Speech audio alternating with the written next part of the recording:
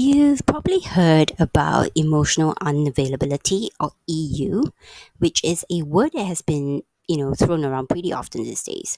Okay, so if you've had difficulties connecting with yourself and with other people, like your friends, your family, your lovers, and you have a tendency towards limerence as well, then you are probably emotionally unavailable. And this video is for you. Okay, but before we get into what emotional unavailability in limerence really is about, let's talk a little bit about the definition of EU. Okay, well, the phrase actually explains itself, but it's literally being disconnected and unavailable to your partner and to yourself. This sometimes comes about because you are not in the same location, you're physically apart, or your lifestyles are really busy. But emotional unavailability usually stems from a disconnection from within yourself that makes you unable to connect with another person healthily. Okay, it usually has roots in childhood. Which I go into detail in my workshop, which I'll link below down in the description box. But emotional unavailability doesn't come out of nowhere and it doesn't exist in a vacuum. It usually starts young and also shows up in many other areas of life, especially where relationships are concerned. Okay, so relationships with yourself, with friends, with lovers. So why do emotional unavailability and limerence go hand in hand together?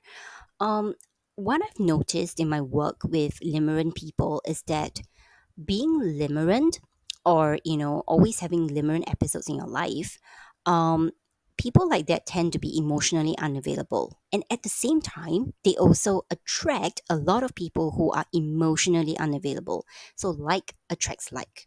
Okay, so let me tell you a little bit about myself, okay, and my story. So not so long time ago, I was actually a very emotionally unavailable person. Expressing my feelings, or feeling my emotions, being connected to myself, all those things were really foreign to me. It was so difficult for me to actually show my interest in someone romantically. And when I actually got close to someone, if I ever let them get close, because I usually didn't. I didn't want people to get too intimate or too close to me. Whenever I did get to know someone romantically, I would actually find it really difficult to actually express my interest. I found it really difficult to show my feelings and my emotions to the person. So I was always really cold. And I was generally pretty avoidant and ambivalent about relationships as well. Um, I had a lot of walls around me. So I was really guarded and didn't really let people in. um, and what was interesting was I tended to attract people that were exactly like myself. So I attracted people that were very avoidant as well. So I was very attracted to them. And then I'll find out that, oh my God, there's always this roadblock or this issue, where we can't really, get very close together because both people are so guarded and so emotionally unavailable. Okay, so really, in my experience, like really attracts like. Okay, so here are actually some signs, or some kind of hints or symptoms of being emotionally unavailable that you may recognize in yourself or in someone that you're actually dating. So the very first sign is, this person usually has a fear of intimacy and of being vulnerable. So with EU people, they tend to not want people to get very close to them, or they do not want people to know them very well. So there's always, like I said, this wall that they actually have in front of them, where they do not go and reach out to people, and they don't want people to get close as well. There's this issue with being safe and being and having trust in a relationship, which is why they always have fears of being vulnerable and showing their real selves as well, because they feel that by doing so, it might invite the other person or their partner to actually reject them or to actually abandon them. So there are some you know childhood wounds or trauma that is actually there, but it leads to very deep rooted fears. And as you know, um, a relationship can't really progress if there isn't any intimacy. if you're not getting very close to one another, you're not being very vulnerable and honest with one another, you're not creating like a safe, secure space where you can trust one another and build mutual respect and all those other ingredients that go into love and relationships, then your relationship cannot progress. Okay. The second sign that you could be emotionally unavailable is that, we have a kind of like an avoidant attachment style.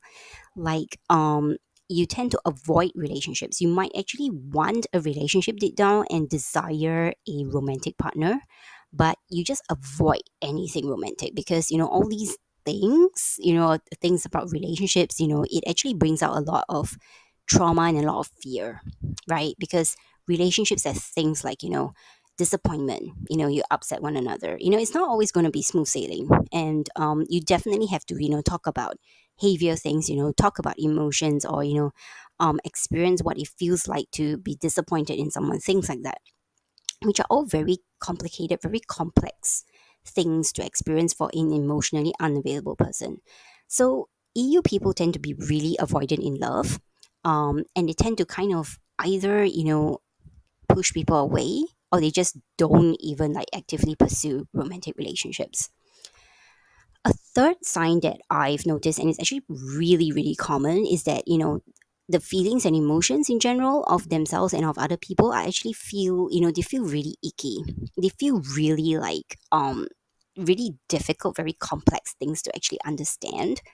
And this is also why emotionally unavailable people cannot really connect with other people, because they're not really connected to themselves, because they feel like, by talking about their emotions and feeling emotions, um it feels very weird to them, it feels foreign.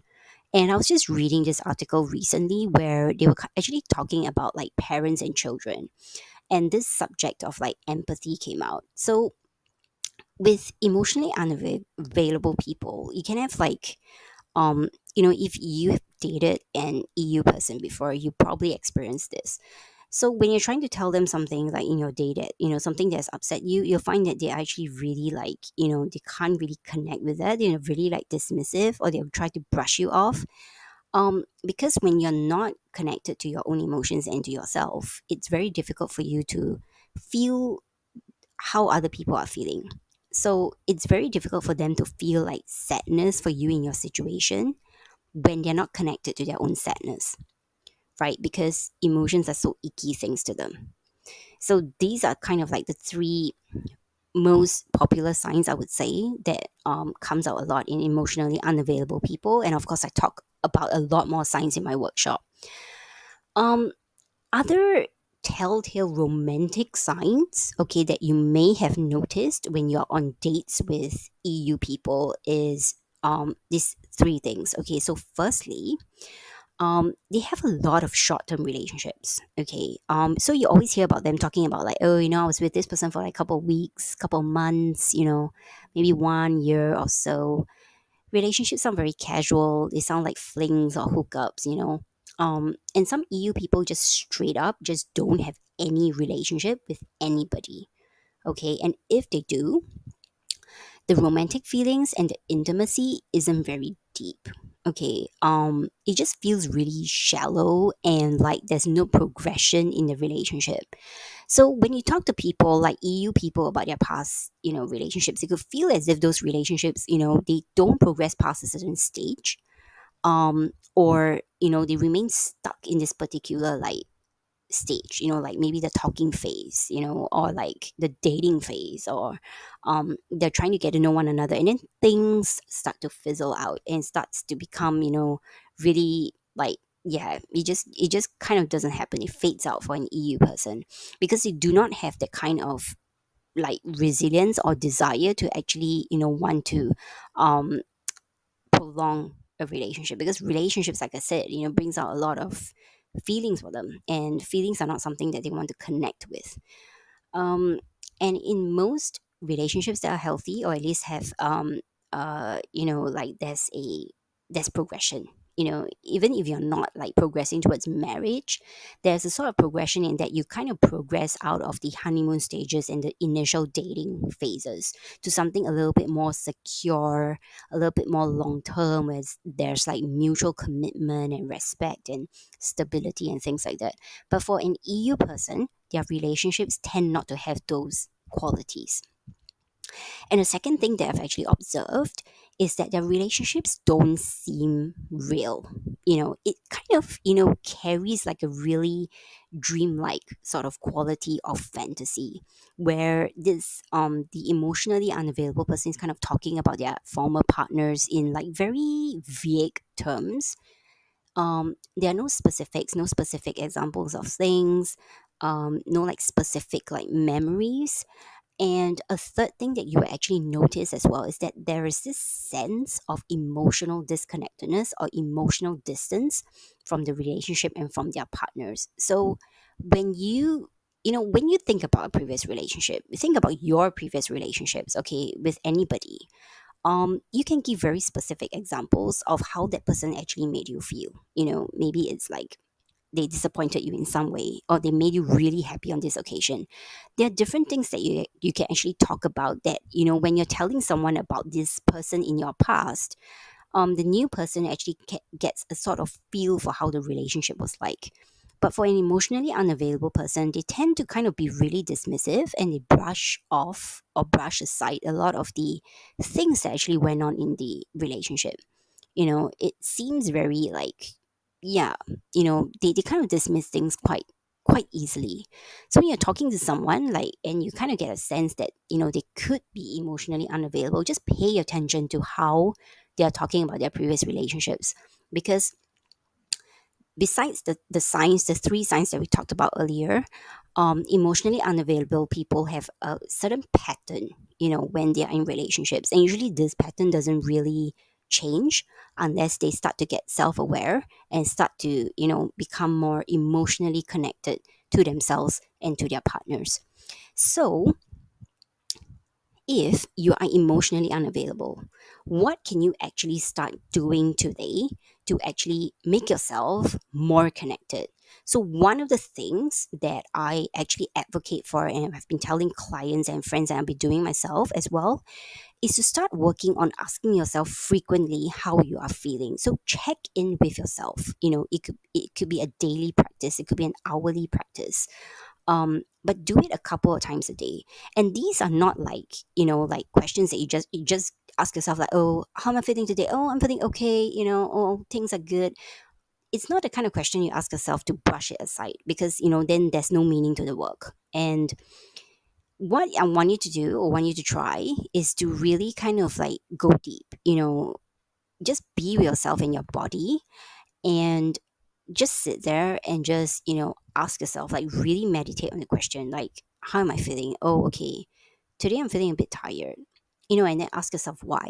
Okay, because I did not sleep well last night.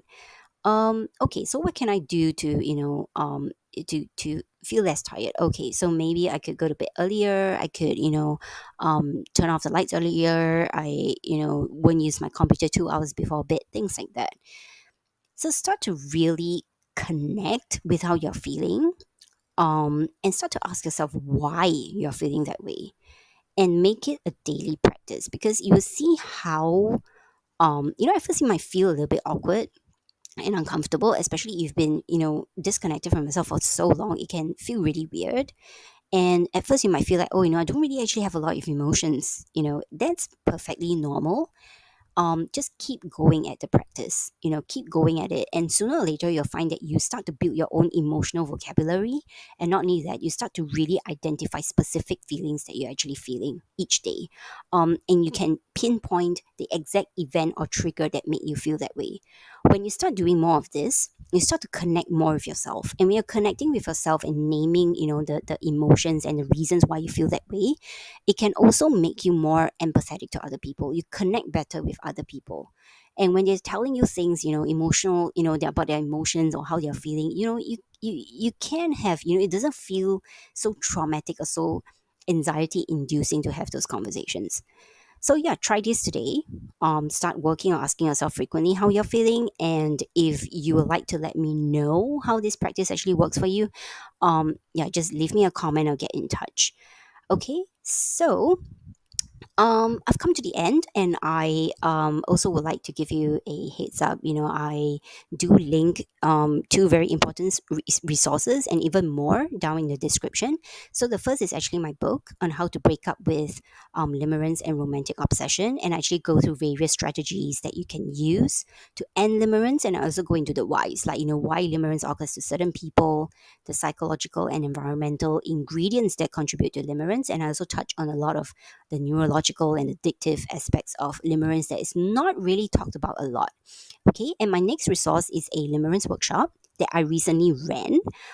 So if you're on my email list and you want to get my email list, there's a way to do that in the description box as well.